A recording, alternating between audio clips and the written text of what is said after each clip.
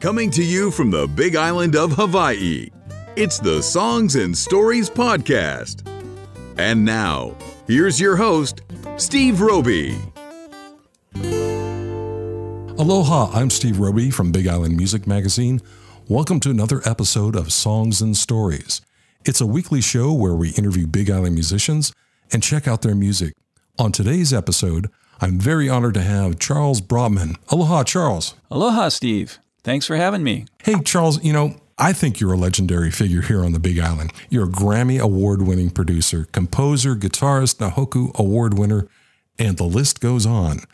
How did you get started with music, and who were some of your influences? Well, I've been playing since I was small. I started out on the violin and eventually switched over to guitar, and I studied music in college. So I've been doing it my whole life. I'm basically doing the same thing right now that I did as a kid, just kind of playing with music. It's kind of what it seems like. So I just started at an early age and have been so interested in it that there was never anything else that interested me as much. So it's kind of like, I really think of it like a sort of an endless Rubik's Cube, the ultimate kind of Rubik's Cube, where it's just the curiosity. You can just keep going as deep as you want to go, and it never ends. It's great to have a passion like that. Yeah, really is. Tell me how you came to call the Big Island your home.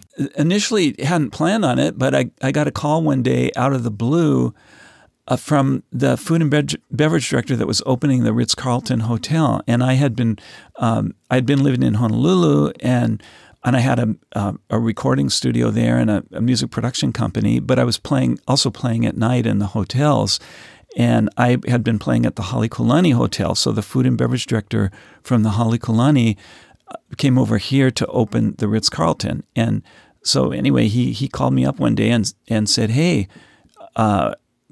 I want you to move to the Big Island." And so that's what started it. And Joni and I explored it and thought, well, why not? That might be fun. And of course, after a month or two here on the Big Island, we realized, wow, this is, what a great place this is. And all my kids have grown up here, and yeah, we just love it. Well, we should tell our listeners that Joni's your wife. Where were you living before you came to the Big Island? In Honolulu. Yeah. I grew up in Seattle, but I ended up going to UH. Went to grad school at UH, and then got out and started kind of playing in the clubs, and then also recording. I had started a production company with a partner there, doing mostly commercials for TV and radio, but also some album production as well. When did you start Lava Tracks and Palm Records? Could you tell our listeners the other side of what you do? I had been through a few record deals. I think I got my first record deal in about 1985, and those first two albums did pretty well on the mainland. I was in heavy rotation in most of the major cities in the country, but I wanted to keep making music. I wanted to keep making records, but I also wanted to be able to control it a little bit more. So that was the original impetus for starting the record company. And my sister Jody, in the meantime, had just stopped she was an administrator working for Nordstrom's, and so we kind of got together, and I said, well, I want to keep making records, but I don't want to sell them. And so we kind of formed this partnership where I was doing the music side and she was doing all of the admin side. And that's how Palm Records got started. That was in 1998, actually, I think, when we did our first recordings. And then Lava Track Studios is your studio in Waimea?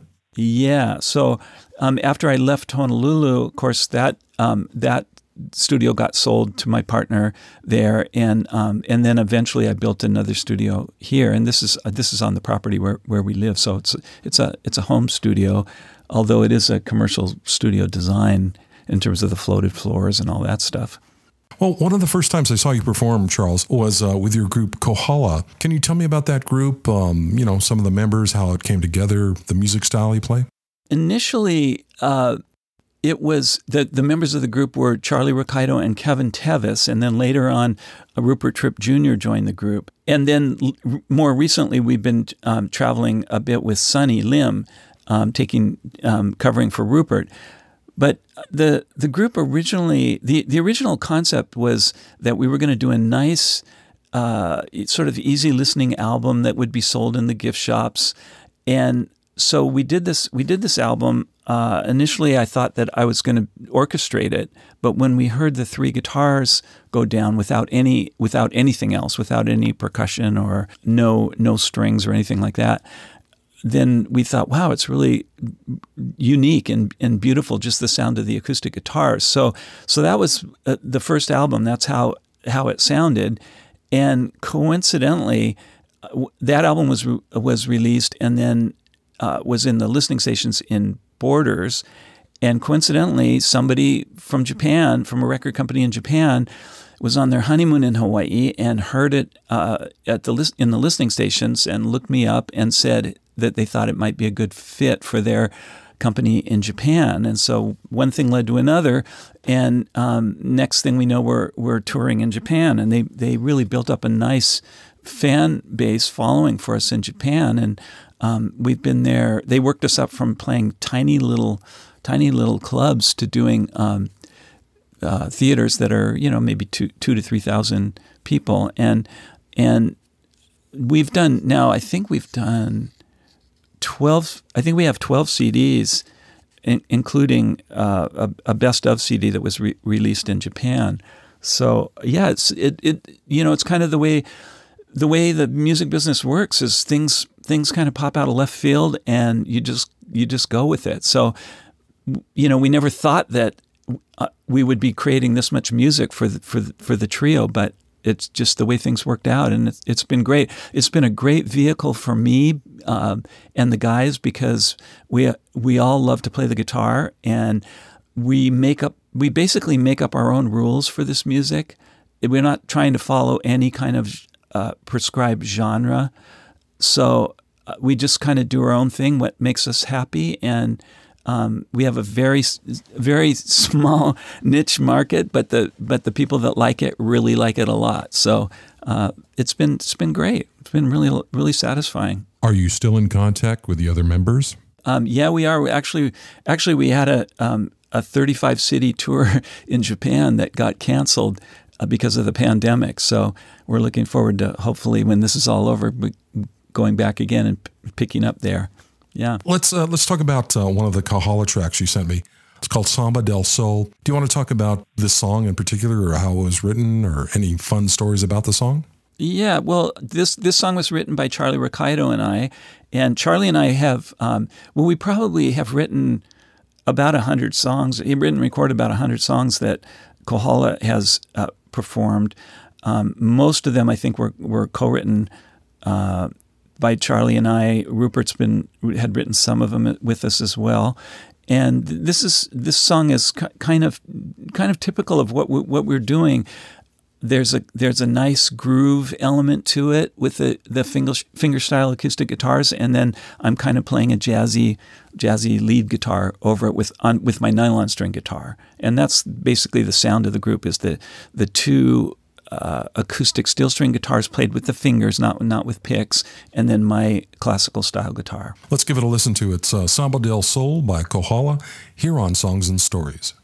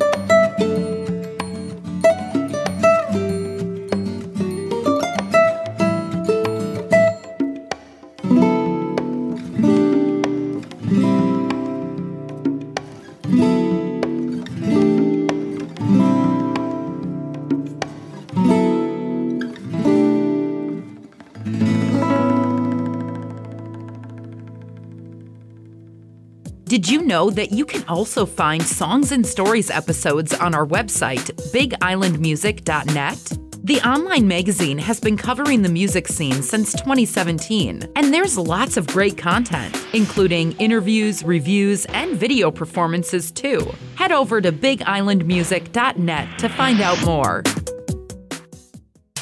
Hey, what's good, everyone? This is Jazz Kaiviko'o, and you're listening to the Songs and Stories podcast. Hey, please follow me and subscribe to my new YouTube channel at Jazz Kaiviko'o, and also check out my new CD, Lo-Fi Grits, as well as other productions that I've done at jazztheproducer.com. As one Z, peace. Prepare yourself. Okay, let's go. This is Songs and Stories. I'm Steve Roby, and my guest on the show today is Charles Brotman. Besides the credits I mentioned before, I should also include the annual Hawaii Songwriting Festival. Can you give us a brief overview of the event and what it covers? The Hawaii Songwriting Festival is all about the craft and the business of songwriting. We have people from all over Hawaii, and then a lot of songwriters from the mainland, Canada, Australia, New Zealand, that come in for the festival. And there's a wide range of writers. Actually, some are maybe beginners or just getting interested in it, and others are professional and already have publishing deals. But it's a great networking event because that's how this business works. For songwriters that want to connect with music publishers, record labels, music supervisors, who are the people that select music for film, TV, and advertising. It's these types of events where these contacts are made, and where these relationships are developed. And I really think that this one is one of the best of its kind in the country because of the location. We're right here on the Big Island. We're in one of the hotels on the Kohala coast, and all of these, high-pressured music supervisors and publishers from Los Angeles are really willing to let their guard down and develop relationships with our artists here, so it's been great. I mean, there's been a lot of really great TV placements and film and advertising placements and publishing deals that have been a result of this festival. Your daughter has a great short explanation of the festival, and I can't remember it exactly, but it's like 4 years of university crammed into 3 days or something like that. Kind of, yeah. It is like that, yeah. I think most people that attend for their first time, even if they're professional musicians that have been in the business for a long time, their head is usually spinning after 3 days. I've heard a few people tell me, "Wow, it's like drinking from a fire hose," and kind of is, yeah. Well, one of the unique things that leads up to the festival that I really enjoy too is that you take the time to go around the Big Island and other islands too, but have these little local songwriting contests where local songwriters and singers and musicians get to perform one of their best songs that they'd like to share with the public. And it really brings out a variety of the musicians here. For me, sitting in the audience watching it, is like, wow, we've really got some talent here. Yeah, it's been pretty interesting. And the people that have been coming to the festival year after year, a lot of them have really, really gotten good. And, as you know, there are a lot of publishing deals that have come out of it for those that have really applied what they've learned and developed those relationships that they've made. Wanted to mention also that in conjunction with the festival now, we have a week-long music immersive that's sponsored by the Creative Lab, which is part of the Creative Industries Division of the state of Hawaii. And so every year, well, not this year because we've had the pandemic, but we've had 10 local songwriters that have been selected to be a part of this program, and we pair them up with major league songwriters and producers from the mainland, and they write for specific briefs for film and TV. And we've had lots and lots of placements for our local writers. So we're really trying to develop a cadre of people here that are co-writing together and networking and developing this community of musicians that understand how this part of the business works. Okay, Charles, besides your recording studio, Palm Records, you also get into different opportunities for musicians to place their music. I know during the pandemic, it's been rough since a lot of gigs have been canceled and touring has been canceled. Tell me about the next track we're going to listen to. Yeah, this is called Ain't Nothing Like Me. And actually, Stephen, you asked me to come up with maybe 3 pieces of music to play for this podcast. And I thought, well, it would be interesting to do 3 completely different styles. So this one is representative of something that I am doing for an advertising pitch. Our local songwriter, Chase Kauhane, and I wrote this song, and then I produced the track. Okay, this is Ain't Seen Nothing Like Me.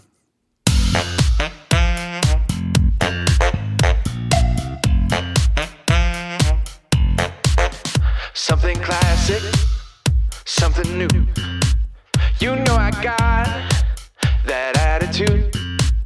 Like there ain't nothing I can do. Hey, if you want magic, then turn me loose. You ain't seen nothing like me. You ain't seen nothing like me. You ain't seen nothing like me. You ain't seen nothing like me. You ain't seen nothing like me. You ain't seen nothing like me. Hey, I'm electric. I never rest. I'm probably not what you expect. It won't take long till you're obsessed. If you want me, tell me yes. You ain't seen nothing like me. You ain't seen nothing like me. You ain't seen nothing like me. You ain't seen nothing like me. You ain't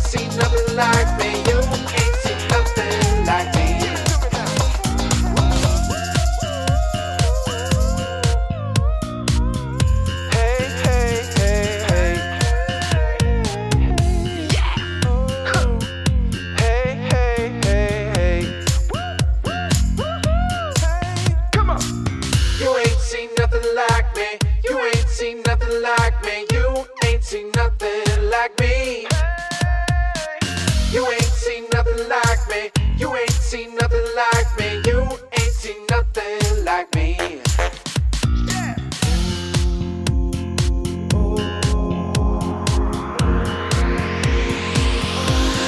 Like me,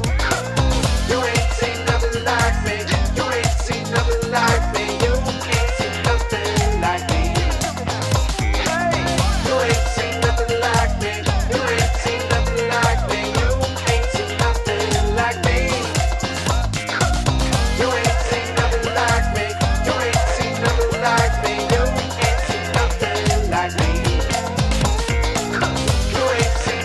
like me.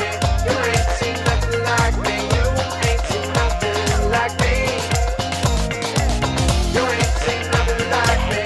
You ain't seen nothing like me. You ain't seen nothing like me. The Songs and Stories podcast is made possible by listeners like you.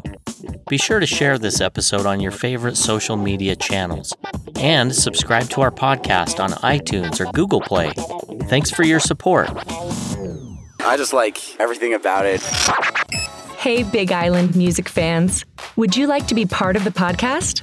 If you go to our website, bigislandmusic.net, you can record a comment about the show or tell us about a musician you'd like to see interviewed. Just click on the microphone icon and start recording. You're the best. Oh, yeah. I love you guys. I love the variety. Good music. Amazing. Just amazing. Plays really good music. Very good. Don't forget to tell us where you're located. Your comments might be included in a future podcast. So head over to bigislandmusic.net. We'd love to hear from you.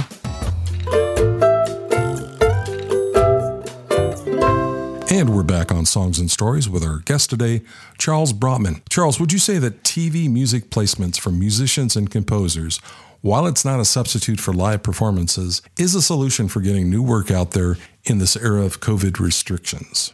Well, it sure is. And, I mean, there are a lot of us that do music full-time, writing for production libraries and TV, advertising, that kind of thing.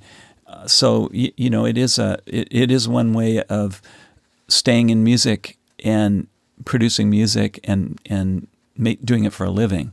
Tell me about the current method you have that you work with these musicians, singers, songwriters, of co-writing and producing with them.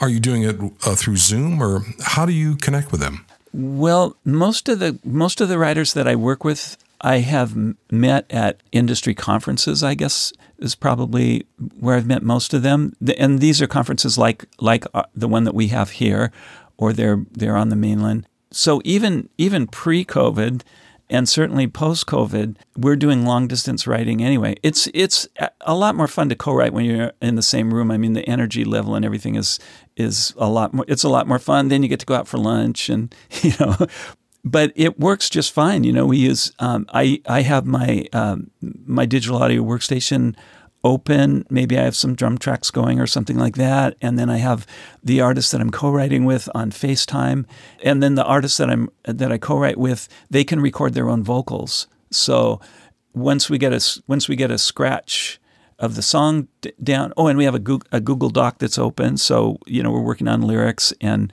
melody, and then once we get a scratch done, then I work on the track. I send them the track. They cut the vocal. They send it back. I finish the production and mix. So it's really with the internet now, there's no reason why you can't write with anybody anywhere and send tracks back and forth. So it's really great. Do you have multiple computer screens open so you can see kind of several things going on at once? Yeah, I've got a few of them, yeah. Well, you're definitely a multitasker, Charles. How do you stay on top of current trends in music? Do you listen to, say, like the top 10 on Spotify to see what the young folks are listening to now these days? Sometimes I do that, but normally if I get a brief for something, for a song for film and TV or something for advertising, and they usually give references.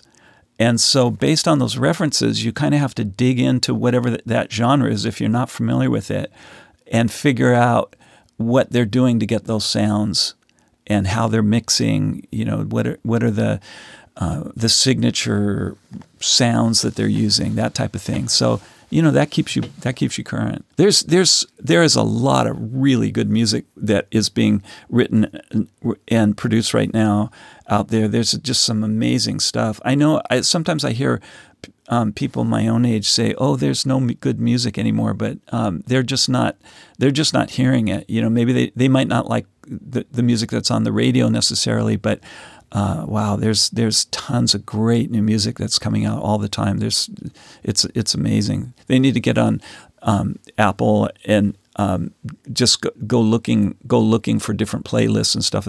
I'm sure they'll find amazing music that they love. Can you name a few artists that you've listened to lately that have knocked your socks off? I'm always going down the rabbit hole on the briefs. So a lot of times these are artists that they're not going to be people that your listeners are going to recognize. I don't think. I mean, I can pull up some of my playlists and give you names of who I've been listening to. But yeah, I didn't mean to put you on the spot. I was just always like people to reference. It was like, well, start here and then try this and then go there, and then you'll see a path maybe you hadn't seen before. Yeah, well, that's true. Yeah. Well, let's talk about this final track you sent over. I understand it's a candidate for TV placement. Is that right? Well, this is there were a whole bunch of briefs that came out recently for sort of pandemic-oriented songs, figuring that there's going to be a bunch of documentaries and that kind of thing that are going to need music for pandemic-related subjects.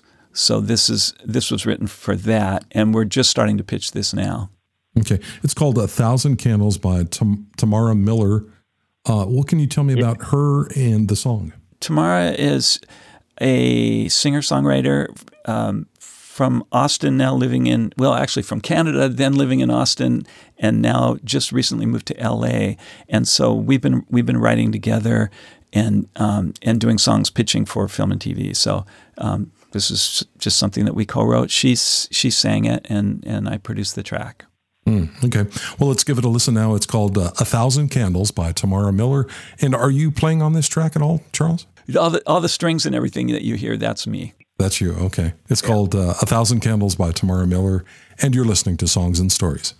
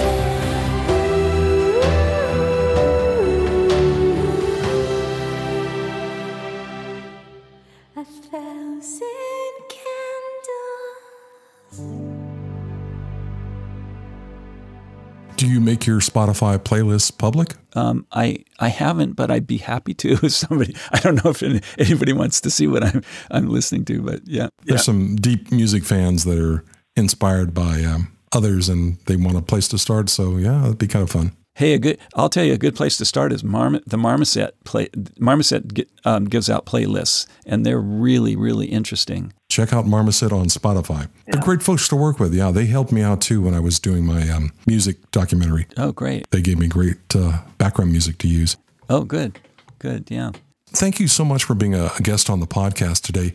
What's the best way for talented artists to get in touch with you? Where should they start? They can always get me through my website, charlesmichaelbrotman.com, or they can go to lavatracks.com and contact me via email. That's probably the best way. Mahalo for your time today. And I hope we can see each other face-to-face again real soon. Yeah. Is there anything else you'd like to add before we go? Steve, thanks for all you do for the Big Island music community. Appreciate it. Well, thank you. Appreciate it. It's always nice to hear kind words. Aloha, Steve. Hey, everyone. This is RJK Kaniao, and you're listening to the Songs and Stories podcast.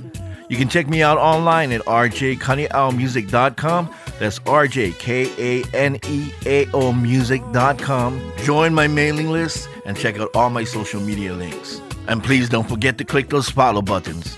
Once again, this is RJK Kaniao. Aloha and mahalo. Shoots. Like what we do? Share this on your socials and tell everyone. Friend us on your socials and let's connect. Thanks for listening to the Songs and Stories podcast. Make sure you never miss a show by clicking the subscribe button now. This podcast is made possible by listeners like you. Thank you for your support. We'll see you next week on Songs and Stories. Aloha.